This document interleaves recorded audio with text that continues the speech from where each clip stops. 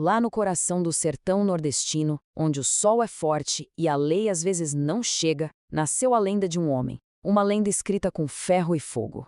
Hoje a gente vai conhecer a história do Canela Preta. E olha, antes da gente mergulhar de cabeça nessa história, é importante dizer, isso aqui não é só um conto. Tudo que vamos ver é baseado em fatos reais, documentados na obra de Ivan Barros Duarte, um grande pesquisador das histórias do sertão.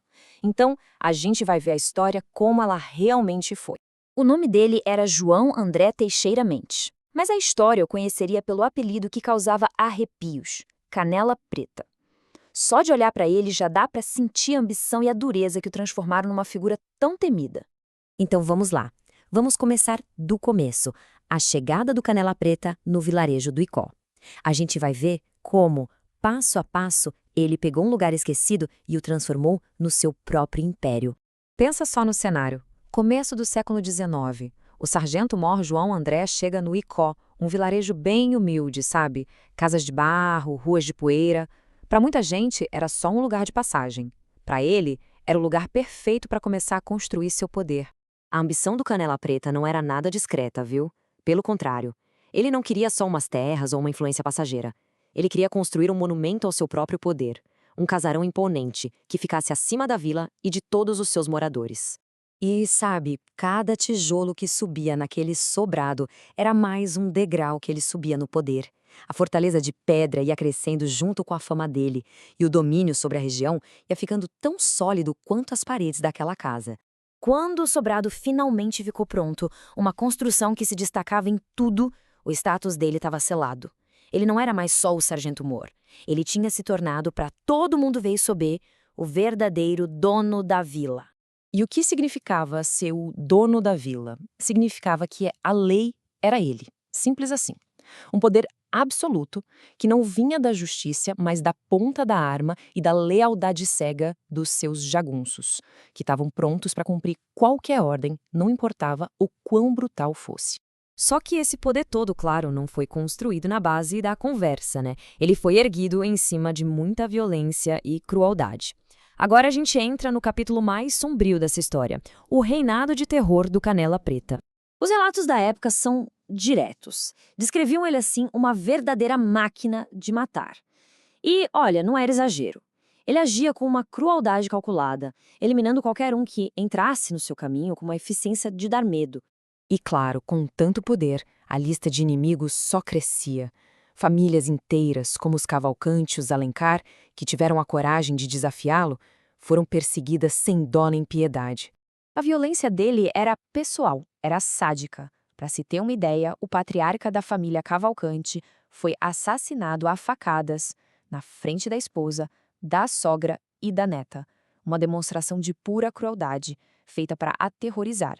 O Canela Preta entendia de terror. Cada ato de violência era um recado, uma lição brutal para todo mundo. Me desafie e o seu fim será terrível. O medo era sua principal arma. E foi nesse palco de terror público que ele cometeu o crime que, no fim, selou o seu destino. Um crime tão horrível que chocou até mesmo aquela gente do sertão, já tão acostumada com a dureza da vida. O comerciante português Manuel Francisco foi arrastado para o meio da rua, e lá, na frente de todo mundo, ele foi castrado.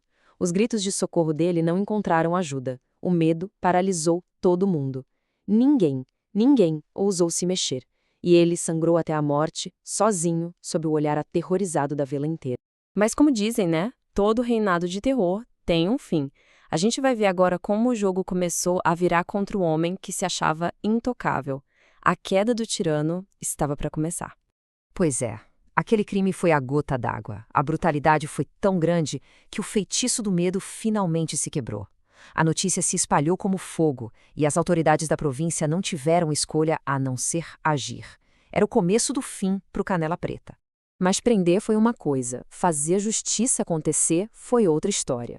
Ele foi condenado à morte não uma, mas 2 vezes.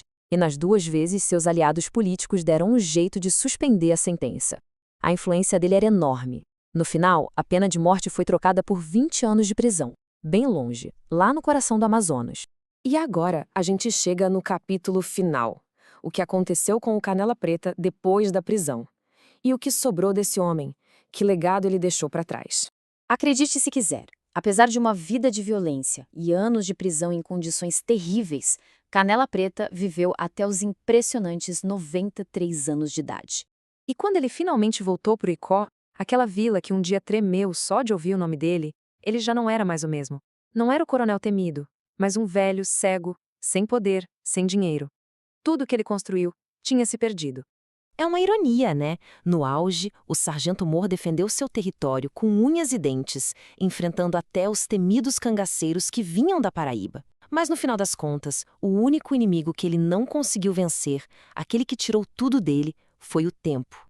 E assim, a história volta exatamente para o ponto de partida. Naquele mesmo sobrado que ele construiu como símbolo do seu poder.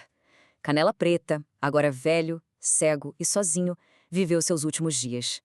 O monumento da sua glória se tornou a testemunha silenciosa da sua queda. E fica essa reflexão, né? Como que uma única construção, o sobradão, pode simbolizar, ao mesmo tempo, o topo do poder de um homem e a solidão mais profunda do seu fim. Talvez a resposta esteja na sombra que essa história ainda projeta sobre o sertão, mesmo depois de tantos anos.